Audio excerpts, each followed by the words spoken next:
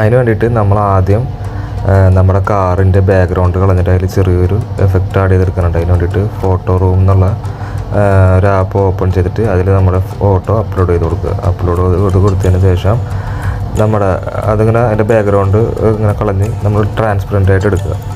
3 option വരും: white, black, transparent എടുത്തിട്ട് താഴത്തോട്ട് സ്ക്രോൾ ചെയ്യുമ്പം ബ്ലർ എന്നുള്ളൊരു ഓപ്ഷൻ വരും. അതിൽ മോഷൻ എന്നുള്ളൊരു ഓപ്ഷൻ സെലക്ട് ചെയ്തിട്ട് അതിൻ്റെ സ്ട്രെങ്ത് ഒരു 35 ആക്കി, 30 അല്ലെങ്കിൽ ഒരു 35 ആക്കി സെറ്റ് ചെയ്ത് കൊടുക്കുക. എന്നിട്ട് നമ്മൾ ആ ഫോട്ടോ ഒന്ന് സേവ് ചെയ്ത് വെച്ചേക്കുക. ഈ ഫോട്ടോ വെച്ചിട്ടാണ് നമ്മൾ ആ ഒരു എഫക്റ്റ് നമ്മൾ ആ ആപ്പിൽ ആ വീഡിയോയിൽ നമ്മൾ ചെയ്യാൻ പോകുന്നത്. അപ്പോൾ ആ ഒരു ഫോട്ടോ സേവ് ചെയ്തതിന് ശേഷം നമ്മൾ capcut ഓൺ ആക്കിയിട്ട് capcutൽ ഇതിൻ്റെ ഒറിജിനൽ ഫോട്ടോ നമ്മൾ ആഡ് ചെയ്ത് കൊടുക്കുക.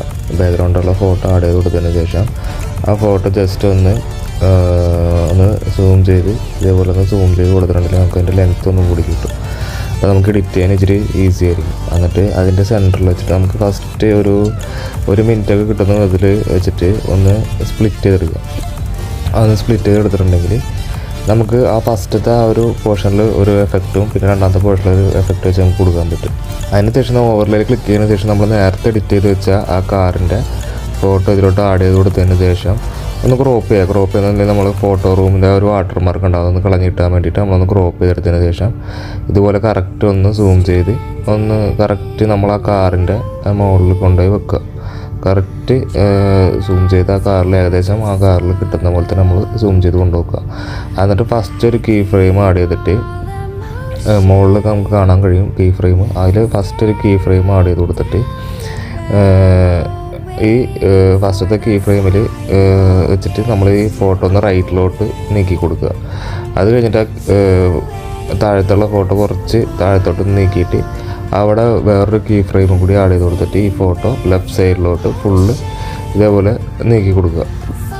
എങ്ങോട്ടാണ് മൂവ് ചെയ്യേണ്ടതെന്ന് വെച്ചിട്ടുണ്ടെങ്കിൽ അങ്ങോട്ട് ഇതേപോലെ നീക്കി കൊടുക്കുക. അതിന് ശേഷം നമ്മൾ എന്ത് ചെയ്യണം, അവിടെ വെച്ചിട്ട് നമുക്ക് ഫോട്ടോ എത്ര മതി നമ്മൾ അവിടെ വെച്ചിട്ട് ഒന്ന് സ്പ്ലിറ്റ് ചെയ്തിട്ട് ബാക്കിയുള്ള ഭാഗം ഡിലീറ്റ് ചെയ്ത് കളയാം. ഡിലീറ്റ് ചെയ്തതിന് ശേഷം നമ്മൾ ആ എഡിറ്റ് ചെയ്ത് വെച്ച ആ ഒരു ഭാഗം ജസ്റ്റ് ഒന്ന് ഇതേപോലെ നമുക്ക് എന്തോരം ലെങ്ത്തിലോട്ട് വേണമെന്ന് വെച്ചാൽ അതിൽ ക്ലിക്ക് ചെയ്തിട്ട് സൈഡിലോട്ട് സ്ക്രോൾ ചെയ്തിട്ടുണ്ടെങ്കിൽ കോപ്പി എന്നുള്ള നമുക്കൊരു ഓപ്ഷൻ കാണാൻ പറ്റും. അങ്ങനെ കോപ്പി കൊടുത്ത് നമുക്ക് എത്ര സെക്കൻഡിലോട്ട് അല്ലെങ്കിൽ എത്ര മിനിറ്റിലോട്ട് നമുക്ക് വേണമെന്നുണ്ടെങ്കിൽ അതേപോലെ ജസ്റ്റ് ഇങ്ങനെ കോപ്പി ചെയ്ത് കൊടുത്തിട്ടുണ്ടെങ്കിൽ നമുക്ക് ഇതേപോലെ ആയി കിട്ടുന്നത്. അതിന് ശേഷം നമ്മൾ ഫസ്റ്റ് സ്പ്ലിറ്റ് ചെയ്ത് വെച്ച് ഇമേജിൽ ക്ലിക്ക് ചെയ്തതിന് ശേഷം സൈഡിലോട്ട് സ്ക്രോൾ ചെയ്ത് സ്റ്റൈൽ എന്നൊരു ഓപ്ഷൻ കാണാം. ഇതിൽ ഒത്തിരി എഫക്റ്റുകളുണ്ട്, നമുക്ക് ഏത് വേണമെങ്കിലും കൊടുക്കാം.